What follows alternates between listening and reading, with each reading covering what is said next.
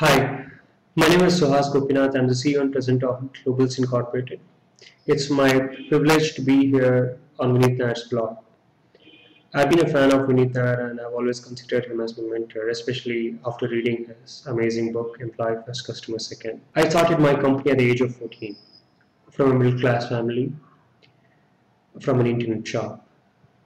I started the company because I didn't have a computer, and I always was looking up to my friends who all had their home computers, and I too wanted to be in the social circle of my other friends because I always used to be considered as an odd man out because of the fact that I didn't have a home computer, and they all used to think that I couldn't speak in the wavelength as they do.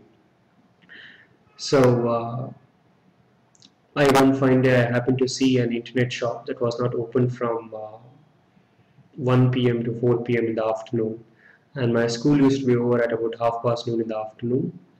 I had a pocket money of like 15 rupees every month, and I felt that if I had to use this internet shop, I have to pay like about 100 rupees every hour, which I couldn't afford. So I thought maybe the best thing one could do is to evaluate opportunities. So I went to the internet shop owner and I requested him that if I could manage the shop in his absence whenever he was to shut down the shop for his lunch break. And the internet shop owner was completely zapped down, and he was really impressed. So he agreed to this deal where he indicated that whenever he has to go out for lunch, I could manage the shop, and in exchange, I will have access to internet for free of cost. And of course, it is how I started to evaluate every opportunity around me as a leader and as an entrepreneur. And I thought that how well I could monetize my skills, and at the same time, how well I could utilize these opportunities around me. I always believe that leadership is not about we standing in the front and asking the people to follow us, but I always felt leadership is something where you stand in the back and you ask or you mentor the people who are ahead of you. You navigate the people who are ahead of you. So you act as a guiding light to the people who look up to you. When I started the company at a very young age, like 14, I always used to see that it was be extremely very hard for somebody as young as me, and if I had to recruit somebody who was in their 20s or 30s, because they always used to feel that uh, how could I work under someone who is like half of my age.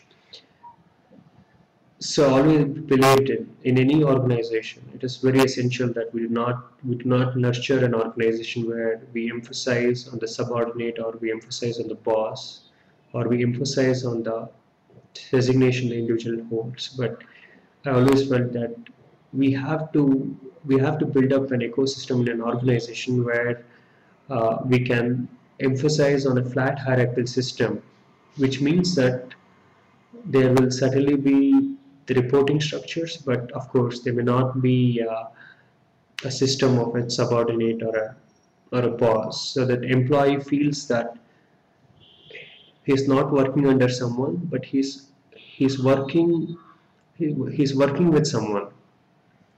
And at the same time, I always used to feel that with the flat hierarchical system, as we set up in our organization, we were able to drastically reduce attrition inside the company. We were able to nurture entrepreneurship within the organization and sense of ownership of our employees. Because I always felt that it's not necessary that you need to set up a company or you need to own a company to be an entrepreneur or to be called as an entrepreneur. You still can be an entrepreneur even without not owning a company, but as far as you can add value to the organization that you're working for as a responsible professional, you are still an entrepreneur. So it's not necessary that you still need to own a company to become an entrepreneur, but as far as you could exhibit that sense of ownership and that entrepreneurial spirit for any organization that you may be working for, you still are an entrepreneur. Of course, with this, I always felt that, especially in the next generation leadership, we still cannot we still cannot have the same way of leadership where it used to be an extremely vertical hierarchical system. Uh, the supervisors used to always had to shadow their subordinates. But I always felt that in the next generation leadership, we have to focus on entrepreneurship and entrepreneurship. We have to ensure that we're not standing uh, we're not standing ahead of our employees or the people, but we're standing in the back of the road to navigate them.